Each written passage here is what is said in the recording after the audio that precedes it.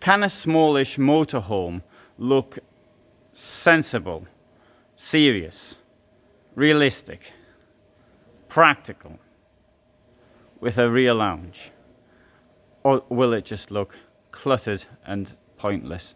Well, this is a rear lounged 659 centimeter long camper van, or motorhome I should say, from Forster.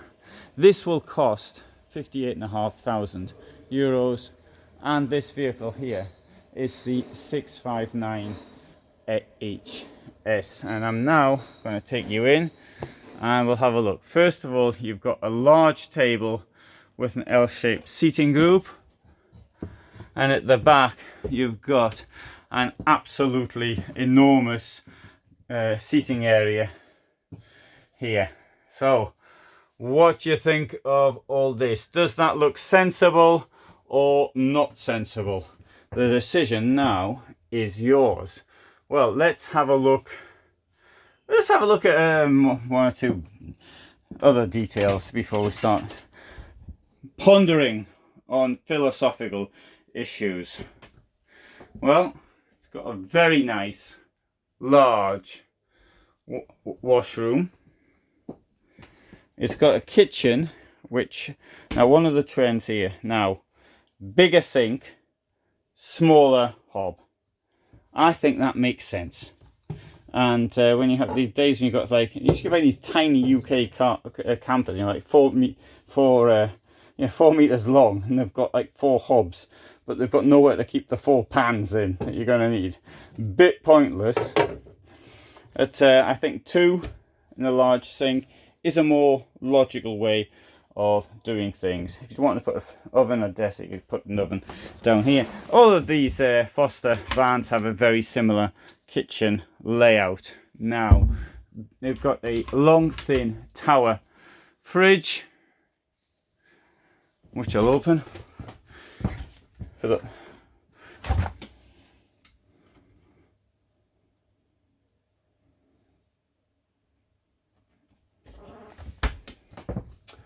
and now let's come to the front here. And okay, you've got a bed which is up there, and I expect you'll want to see the bed coming down. So the first thing we do is we'll move this stuff off there. We'll put it up there, and we'll take this off as well and put that there. And now we'll have a look at how the bed comes down.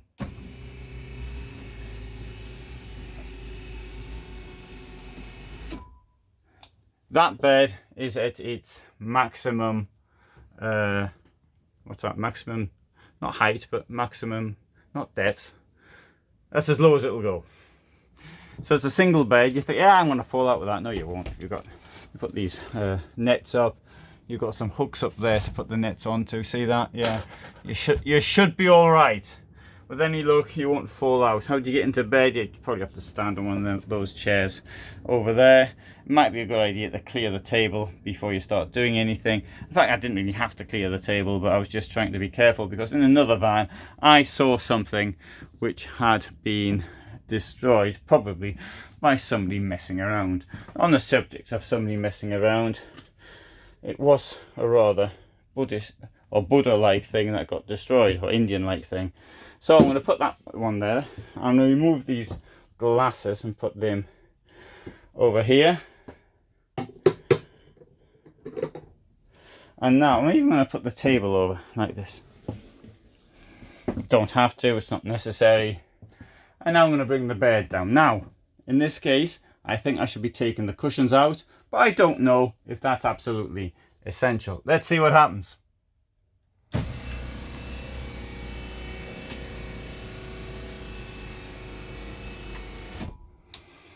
I could feel the clunk.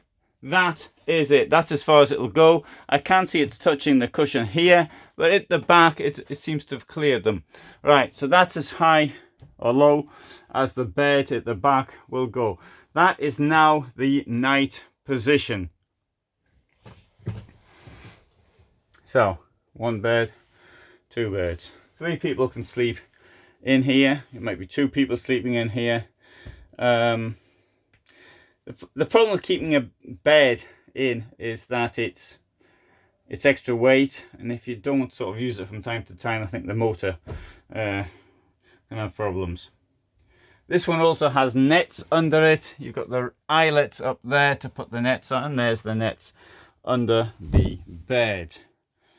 And also you got the space under here. If you're in this bed, you could sort of just about see what's going on outside. Just about, but you can watch the stars.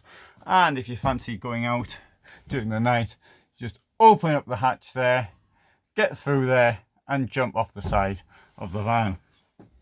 Alternatively, you could walk out via this way.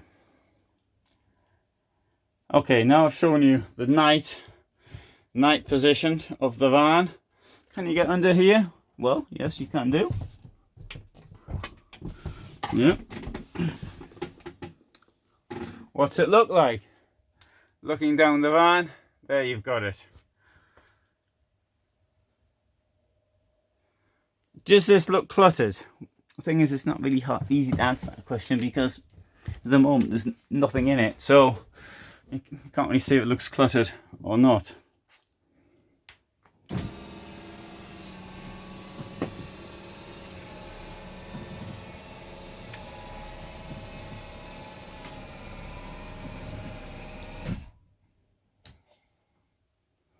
Does it work? What do you think? Is this a proper rear, well, it is a proper rear lounge, but it's a 6.5 meter or 659 centimeter motorhome. Is this a good idea or not? Well, anyway, I know lots of people like to see rear lounge vehicles, so you might want to give some opinions. Enormous amount of storage in there, and there's a bit of storage down here as well, but that would have to be amongst the pipes. And I see you've also got your water dump there as well.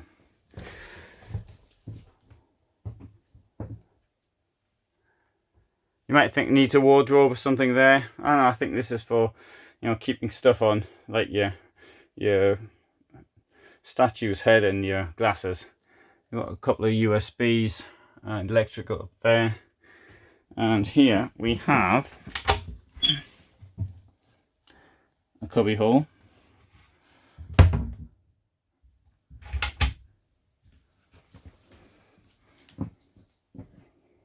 And I'll show you this as well, going back.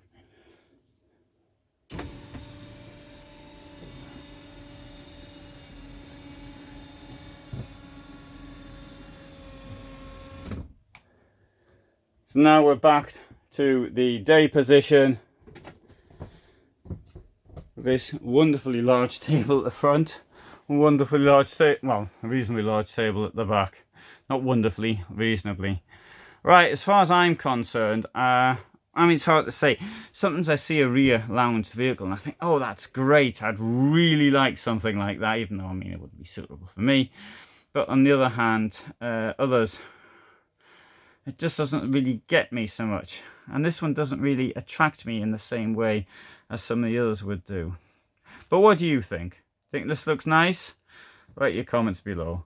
Thanks for watching, and all the best from Dusseldorf. Here, I'll give you a final view from the outside of the van, as I like to do. Oh, I didn't show you the garage. Nearly missed that one out. That's the price of a van like this. Not much in the way of garage.